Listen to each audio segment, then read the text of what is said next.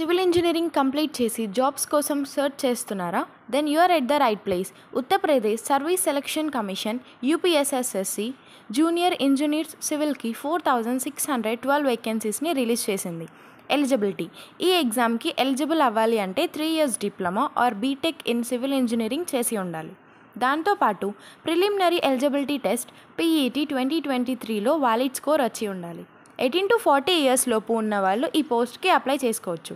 Exam pattern: ఇందులో 2 papers ఉంటాయి. Paper 1లో హిందీ అండ్ ఇంగ్లీష్కి 100 marks, general knowledge, general intelligence and computer నాలెడ్జ్కి 300 మార్క్స్ ఉంటాయి.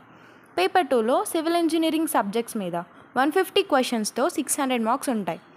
ఏ ఎగ్జామ్కి అప్లై చేసుకోవడానికి లాస్ట్ డేట్ 13 July 2024.